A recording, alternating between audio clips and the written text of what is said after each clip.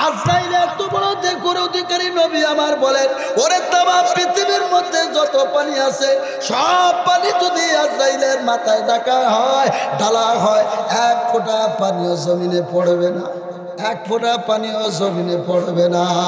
এত বড় রুকু নিয়ে, এত বড় দেহ নিয়ে যখন আজরাইল আসবে, নেককারের সামনে আইসা মাথা নত করে চুপ করে দাঁড়ায় যাবে আর বলবে, আল্লাহর বান্দা, সালাম দিয়ে দাঁড়ায় বলবে, আল্লাহর বান্দা তোমার সাথে একটু দেখা করার জন্য আসলাম। ভাই কি কাজ তাই বলো না।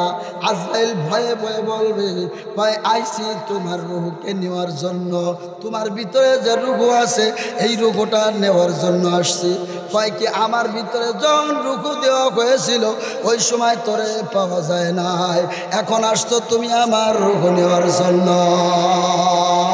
আজরাইল রে যখনই থাপড় দিতে যাবে, আল্লাহু আকবার, আজরাইল আইজ দৌড় খাইল, দৌড় আল্লাহর কাছে যায় কবে, আল্লাহ কাশিয়ানি গ্রামের ভিতরে বাগজরা গ্রামে ছোট্ট একটা মানুষ রাত্রবেলা ঘুমায় না, গভীর রাত্রে ওইটা তাহাজ্জুদের নামাজ পড়ে কান্দে জিকির করে, ওই লোকটার সম্পর্ক তুমি আল্লাহর সাথে। ও তো যে থাবড় আমার দিবার গেছে, আমি আইজ দৌড় খাইল দৌড়। আল্লাহ কয়, ও আজরাইল তোরে ভয় পাবে দুনিয়ার সুদখোরের বাচ্চারা, বেঈমানের বাচ্চারা, মদখোরের বাচ্চারা, জিনাখোরের বাচ্চারা, দুনিয়ার নেতা নেত্রী যারা টিয়ার মারে জিয়ার খায়, এইভাবে কারেন্টের তার খায়, খোয়া খায়, ইট খায়, বালি খায়, বিধবা ভাতা মাইরা খায়, কম্বল সাবাই সাবাই খায়। আমরা মুসলমান হয়ে মরবো, রাজি আছি তো ইনশাআল্লাহ? আমরা নবীকে মডেল বানাবো, রাজি আছি তো ইনশাআল্লাহ? আমাদের মডেল হবে কে? বিশ্বনবী মুহাম্মাদুর রাসূলুল্লাহ সাল্লাল্লাহু আলাইহি ওয়াসাল্লাম। তাইলে রসুলের আদর্শ মাইনে আমরা কবরে যাব। রসুলের আদর্শের ভিতরে দাড়ি আছে না নাই? কথা কয়। তো তুমি যে দাড়ি চাচ্ছো মুসলমান, কারণ কি দাড়ি চাচ্ছো? দাড়ি চাষলে অনেকে কয় দাড়িরা সুন্নাত, দাড়িরা ওয়াজিব। কথা কয়, কথা কয়, হে মিয়া সুন্নাত, দাড়ি রাখা ওয়াজিব। জিনা করলে যেরকম গুনাহ হয়, আর দাড়ি চাষলে 24 ঘন্টা আমলনামায় গুনাহ হয়। দাড়ি রাখবো না চাষবো? কথা কয় না, রাখবো না চাষবো? এর না যুবকরা কথা কয়, ওগো বিপক্ষে চলে গেছে হুজুর, বিপক্ষে হুজুর আওয়ামী লীগ হয়ে গেছে, হুজুর আওয়ামী লীগ করে তাড়াতাড়ি ভারত পাঠাই দাও। কে আমি যে দাড়ির কথা কইছি? দোস্ত, দাড়ি ছাড়া মুসলমান কবরে ফেরেশতাকে হাত থেকে বাঁচা যাবে না। হুজুর দাড়ি রাখার দরকার আছে না নাই? আল্লাহ কবুল করুক, সকলে বলে আমিন। নবীর তরিকা মানবো, নবীকে মডেল মানবো। আমি মুসলমান, আই এম এ মুসলিম। আমি মুসলমান হিসেবে নিজেকে পরিচয় দেই। নবীর আদর্শ আমার মুখের মধ্যে থাকবে, মানুষ তাকায় তাকায় দেখবে এটা মুসলমান। অর্ধেক মুসলমান অর্ধেক বেঈমান। কেমন মুসলমান? দাড়ি চাইছে রাখছে, মাথায় টুপি দিচ্ছে, মানুষ কটা মুসলমান। দূরিতে দেখা যায় মুসলমান, টুপি টুপি বললি মুসলমান, টুপি করলি খ্রিস্টান। কথা অর্ধেক মুসলমান অর্ধেক বেঈমান। কথা বলেন ঠিক কি ঠিক না? আর পোশাকটা একটু লম্বা বানান যায় না? আমরাও তো বিয়ে শাদী করছি, করবা পারি এইভাবে পোশাক করলে কি মানুষ মেয়া দেয় না? তো তুমি ও পরকে বেগুন বাসা জামা পরকে, এটা মুসলমানের পোশাক। রসুলকে মডেল বানাও, রসুলকে মডেল বানাও। সব জায়গা ভেজাল ঢুকে গেছে। পীরমুরিদি করে না মানুষ, পীরমুরিদির ভিতরে ভেজাল ঢুকে গেছে। ওরাও গান টান যা কয় রসুলকে নেতা মানে না। ওরাই খানজা বাবার পরিচয় দেয়, ল্যাংটা বাবার পরিচয় দেয়, খুজা বাবার পরিচয় দেয়, এই পরিচয় দিয়ে চলে। আসলে কি এই পরিচয় কবরে কোনো জায়গায় চলবি? ওরা একটা গান গাবে, কিরামান কাতিবিন রোজা হাসরের দিন, কিরামান কাতিবিন রোজা হাসরের দিন, আল্লাহর দরবারে যখন করবে অভিযোগ, মোরা বলবো দুনিয়ায় ছিলাম ল্যাংটা বাবার লোক, মোরা বলবো দুনিয়ায় ছিলাম খাজা বাবার লোক। কথা কয় না? এই কথাটা কি শুদ্ধ না অশুদ্ধ? আরো জোরে কয় না। যুবকরা আমার পক্ষে না থাকলে আমার পিঠির সামনে থাকবেন না। তোমরা কও, সত্যি কও, এটা কি শুদ্ধ না অশুদ্ধ? অশুদ্ধ। এই গানটা এইভাবে কোয়া উচিত ছিল, কিরামান কাতিবিন রোজা হাসরের দিন, কিরামান কাতিবিন রোজা হাসরের দিন আল্লাহর দরবারে যখন করবে অভিযোগ, মোরা বলবো দুনিয়ায় ছিলাম মুহাম্মাদের লোক, মোরা বলবো দুনিয়ায় ছিলাম মুহাম্মাদের লোক। আমারে দেখলে যেন মুহাম্মাদের উম্মত বোঝা যায়, আমার মাথা দেখলে বোঝা যাবে এটা উম্মতে মুহাম্মাদি, আমার চেহারা দেখলে বুঝতে হবে এটা উম্মতে মুহাম্মাদি, আমার গায়ের পোশাক দেখবা বোঝা যাবে এটা উম্মতে মুহাম্মাদি, আমার ওযু দেখবা ওযুর মধ্যে নবীর তরিকা, খাওয়ার মধ্যে নবীর তরিকা, ঘুমের মধ্যে নবীর তরিকা, রাস্তা দিয়ে হাঁটপা লাগছি নবীর তরিকা, ডাইনে ডাইনে হাঁটো জিকিরে জিকিরে হাঁটো, বাথরুমের ভিতরে যাবা লাগছি নবীর তরিকা, মাথাগুলো ঢেকে রাখবা লাগছি, ডিলা কুলুক ব্যবহার করো, মানুষের সাথে সালাম কালাম দেবা নবীর তরিকা, মানুষকে সর্বপ্রথমে দেখবা সালাম দিয়ে কথা শুরু করে রাখবা। ও দোস্ত রে, নবীর তরিকা অনুযায়ী যদি চলতে পারো আর নবীকে মডেল বানাইতে পারো, তাহলে তুমি মুসলমান হয়ে যাবা, তোমার কবরটা জান্নাতের বাগান হয়ে যাবে। মরার আগ দিয়া যে আজরাইল আল্লাহু আকবার জমিনে পা রাখলে আসমানে মাথা ঠেকাইয়া দেয়, জমিনে পা ঠেকাইয়া আসমানে মাথা ঠেকাইয়া দেয়, আজরাইলের চোখ হবে এত বড় বড়, বড় বড় সমুদ্রের মতো আজরাইলের চক্ষু হবে। মৌতের আগ দিয়ে আজরাইল যদি সামনে আসে, দেখা যায় অনেক মাতুব্বের সব সারা জীবন মানুষকে দিয়ে হাত দিয়ে পিঠে বেড়াইছে, কিন্তু মরার আগ দিয়ে লুঙ্গি মাহাই দিছে 7 কান। কথা কয় না, পায়খানা কইরে বাজারে মাখায় ফেলাইছে মাতুব্বার, চক্ষু দুইটা উল্টে গেছে, জিহ্বাটা বড় বাইরে গেছে, মানুষ কয় স্ট্রোক করেছে, কয় না স্ট্রোক করে নাই, আজরাইল আলাইহিস সালাম আইসা দেখছি দিয়ে কয় আমার দাঁত বড় বড় গাছের মতো, দাঁত নারকেল গাছের মতো দাঁত, আজরাইল আইসা কয় তুই না মানুষ মারছিলি, আজরাইল আইসে যখন দেখছি মারবে, আজরাইল দেহার সাথে রুহুটা পলান শুরু করে দিবে। গোপালগঞ্জ একবার, আবার খুলনা, আবার সিরাজগঞ্জ, আবার ময়মনসিংহ, আবার কুমিল্লা, ওই রুহুটা পলাইতে পলাইতে রুহুর সব জায়গা 360টি স্থানে যায় দৌড়ে পালাবে। ও দোস্ত পালানের আর জায়গা খুঁজে পাবে না, আজরাইল থাবা দিয়ে একবারে দরাস করে রুহুটা নিয়ে আসবে। আর যারা আল্লাহর হুকুম আর নবীর তরিকায় জীবন চালাইছে, এত বড় আজরাইল আইসা সালাম আসসালামু আলাইকুম ওয়া রাহমাতুল্লাহ, ও লোকটা একেবারে আকারে ছোট, কিন্তু নবীর তরিকা তার ভিতরে আছে, সুবহানাল্লাহ কয় না। আজরাইল এত বড় দেখুর অধিকারী নবী আমার বলেন, ওরে তামাম পৃথিবীর মধ্যে যত পানি আছে সব পানি যদি আজরাইলের মাথায় ডাকা হয়, ঢালা হয়, 1 ফোঁটা পানিও জমিনে পড়বে না, 1 ফোঁটা পানিও জমিনে পড়বে না। এত বড় রুকু নিয়া, এত বড় দেহ নিয়ে যখন আজরাইল আসবে, নেককারের সামনে আইসা মাথা নত করে চুপ করে দাঁড়ায় যাবে আর বলবে আল্লাহর বান্দা, সালাম দিয়ে দাঁড়ায় বলবে আল্লাহর বান্দা তোমার সাথে একটু দেখা করার জন্য আসলাম। ভাই কি কাজ তাই বলো না। আজরাইল ভয়ে ভয়ে বলবে ভাই আইসি তোমার রুহুকে নেওয়ার জন্য, তোমার ভিতরে যে রুহু আছে এই রুহুটা নেওয়ার জন্য আসছি।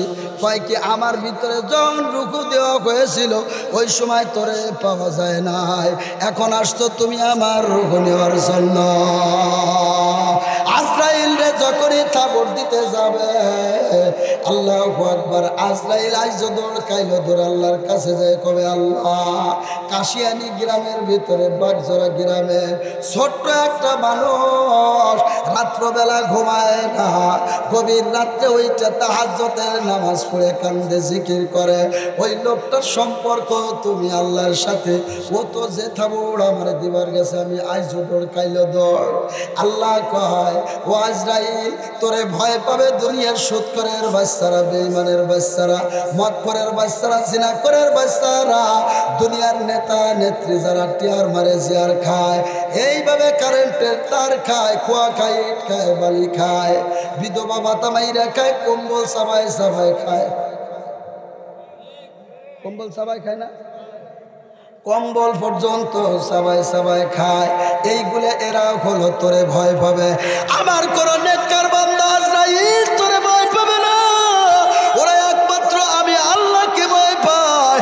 ওরা দুনিয়ার কোনো মানুষকে, কোনো বান্দাকে, কোনো মাখলুককে ভয় পায় না। ওরা জাহান্নামকেও ভয় পায় না। আমার নেককার যারা হবে, আমার কাটি বান্দা যারা হবে, ওরে হাসরের ময়দানে তারা এসে গান গাবে আর বলবে, জান্নাত দো জগ সে রব ক্যা করো, জান্নাত দো জগ সে রব ক্যা করো, আরজু খায় মাই তুঝসে দেখা করো। ও মালিক, তোমার কাছে আমি জান্নাতও চাই না, জাহান্নামও চাই না।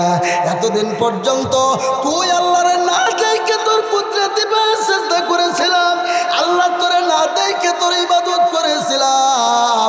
আজকে তোর জান্নাতও চাই না, জাহান্নামও চাই না। আল্লাহ মনটা ভরিয়া তোরে একটু দেখবো, তুই আমার সাথে দেখা দে। আল্লাহকে আমি সাথে সাথে আমার নেককার বান্দার সামনে হইয়া আমি আল্লাহ দেখা দেওয়া শুরু করে দেব। এইভাবে 50,000 বছর পর্যন্ত আমার বান্দা আমারে কলিজে ভরিয়ে দেখবে।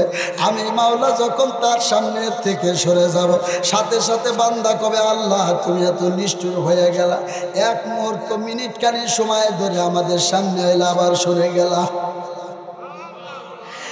আল্লাহ কয় 50,000 বছর দেখা করবো, তারপরও এই কথা বলবে। এই জন্য দোস্ত, আমার আর তোমাকে মুসলমান হওয়া লাগবে, আমাকে আর তোমাকে নবীর আদর্শবান উম্মত হওয়া লাগবে। আজকের ওয়াজটা তোমাদের জন্য কাজে লেগে যাবে যদি আজকে থেকে একটু নিয়ত করি, আমরা মুসলমান হয়ে মরতে চাই, আমরা মুসলমান হয়ে মরতে চাই। যুবকরা যদি বলে হুজুর দুনিয়ার কোনো দল বুঝি না, মত বুঝি না, বিনা দলে বিনা মতে আমরা আমাদের নেতা মানব নবীকে, আমাদের নেতা হবে মুহাম্মাদুর রাসূলুল্লাহ, আমাদের মডেল হবে মুহাম্মাদুর রাসূলুল্লাহ। আমার মাথাটা বানাবো মুহাম্মাদের তরিকায়, আমার চেহারাটা বানাবো মুহাম্মাদের তরিকায়, আমার গায়ের পোশাকটা বানাবো মুহাম্মাদের তরিকায়, আমার ফ্যামিলি চালাবো মুহাম্মাদের তরিকায়, পরিবার চালাবো মুহাম্মাদের তরিকায়, রাষ্ট্র চালাবো মুহাম্মাদের তরিকায়, ব্যবসা চালাবো মুহাম্মাদের তরিকায়। এই কথাগুলো যদি স্বীকৃতি দিতে পারি বান্দা, মরার আগে ওই আজরাইল তোর কাছে এসে মাথা নত করবে। শুধু নত না, শুধু নত না, তোমার রূহ কবজ করার আগ দিয়া আল্লাহর জান্নাত থেকে ফেরেশতার ঝাঁক চলে আসবে। আল্লাহু আকবার, আল্লাহু আকবার। জান্নাতের ফেরেশতারা ওরে জান্নাত থেকে ফুলের তুড়া নিয়া, এ সুবহানাল্লাহ কয় না, জান্নাত থেকে ফুলের তুড়া আনিয়া তোমার মরার আগ দিয়া তোমার চতুর সাইড দিয়ে ড্যান্স করবে আর জান্নাতি গান গাবে। আইসা বলবে, ও আল্লাহর বান্দা, জান্নাতের এইভাবে ছবিতে তোমাকে দেখানো হবে আর বলা হবে, আল্লাহর বান্দা কই যাবা, জান্নাতে যাবা কিনা বলো। তুমি যদি মরতে চাও আল্লাহ তোমাকে জান্নাতের এই নাজ নিয়ামত দিয়ে দিবে। হুরেরা এসে ড্যান্স করতে থাকবে।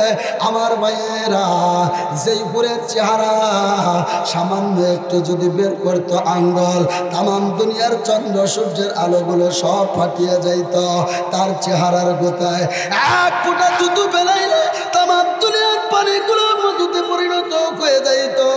70 পাল্লা কাপড় পরবে, তার ভিতর দিয়ে চামড়া দেখা যাবে, শুধু চামড়া নয়, গোশ, গোশের ভিতরে হাড়, হাড়ের ভিতরে মগজ পর্যন্ত দেখা যাবে। এই হুরেরা আইসা আগেই তোমার সামনে হাজির হয়ে যাবে। আল্লাহর ওলিরা যখন মারা যায় তারা বলে, আমার পাশের থেকে লোকজনগুলো সব সরাইয়া দেয়। এর অর্থ হলো জান্নাতি মেহমানরা তাদের মরার আগ দিয়ে এসে যায়, জান্নাতি মেহমানরা এসে যায়। তাইতে বলে তোরা সরে যা, সরে যা। এ যুব সমাজ,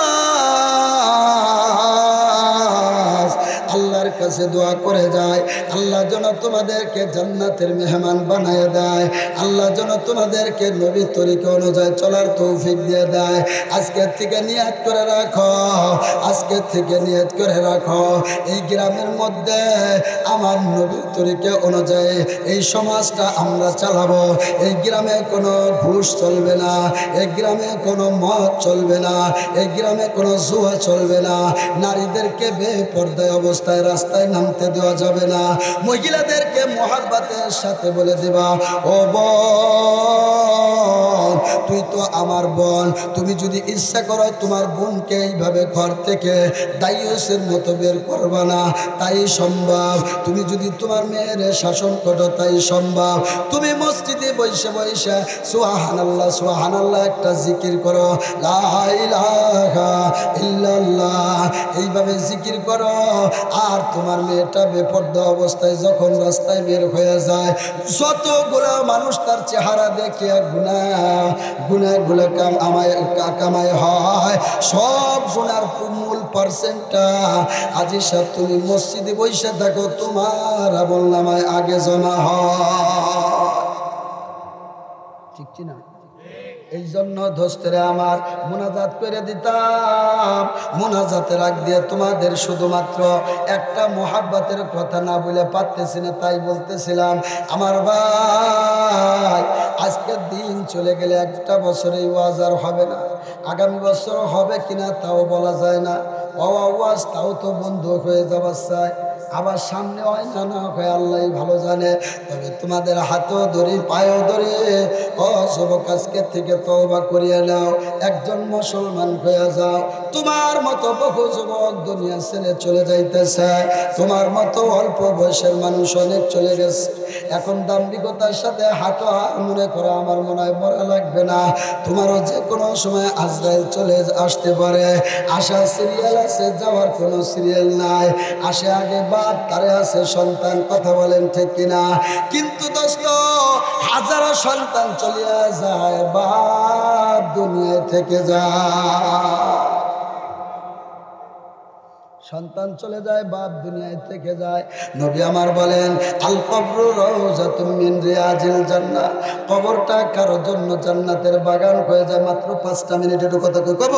কবরটা কারোর জন্য জান্নাতের বাগান হয়ে যায়, আবার কবরটা কারোর জন্য জাহান্নামের গর্ত হয়ে যায়। আমার বেরা প্রশ্ন করতে পারো হুজুর অনেক মানুষ মারা যায়, তাদের তো কবরই হয় না, কথা কয় না। এ পানিতে ডুবে যারা মারা যায় তাদের কবর কোথায় হয়? ও দোস্তরে আগুনে পুড়ে যারা মারা গেছে লঞ্চের ভিতরে, তাদের কবর কোথায় হয়েছে? আমার ভাইয়েরা কবরটা হলো ওই জায়গা মরার পরে আল্লাহ তাআলা যদি ইচ্ছা করে কোন ফায়াকুন, এ অমুকের লাশ এক জায়গা হয়ে যা, আল্লাহ পারে না পারে না ওই জায়গাটা আল্লাহ তার জন্য কবর বানাইয়া দেয়। আমার ভাইয়েরা এই জন্য আমরা চিন্তা ভাবনা করব মরার পর যেন আমার কবরের মধ্যে 99টা সাপ ঢুকিয়ে না যায়, মরার পরে যেন আমার কবরের মাটি আমারে চাপ মারিয়ে না দেয়, মরার পরে যেন আমার কবরটার সাথে জান্নাতের সাথে সম্পর্ক হয়ে যায়। এই নিয়তটা রাখো, এইভাবে চলো, আল্লাহ দিলে দুনিয়াও শান্তি পাবা, আখিরাতেও শান্তি পাবা। আল্লাহু আকবার। তোমাদের হাত ধরে পায়ে ধরে এর জন্য শর্ত হলো দোস্ত তওবা করিয়া যাও। অনেকের আমলনামায় অনেক গুনাহ আছে, আমি ওয়াজ করতেছি আমার অনেকে মনে করতেছে আমি মনে হয় জান্নাত কিনে ফেলাইছি। না দুদু না, তুমিও যেমন আসামি আমিও কিন্তু ওই জায়গার একজন আসামি, কথা বলো ঠিক কি ঠিক না? তুমিও যেই জাহান্নামের ভয় পাও আমিও সেই জাহান্নামের ভয় পাই, আসো একসাথে তওবা করিয়া যাই। আল্লাহু আকবার। সাহাবায়ে কেরামের এত আমল ছিল তারপরে তওবা করতে, সাহাবায়ে কেরামের আগের গুনাহ মাফ পরের গুনাহ মাফ, জান্নাতের সুসংবাদ পেয়ে গেছে।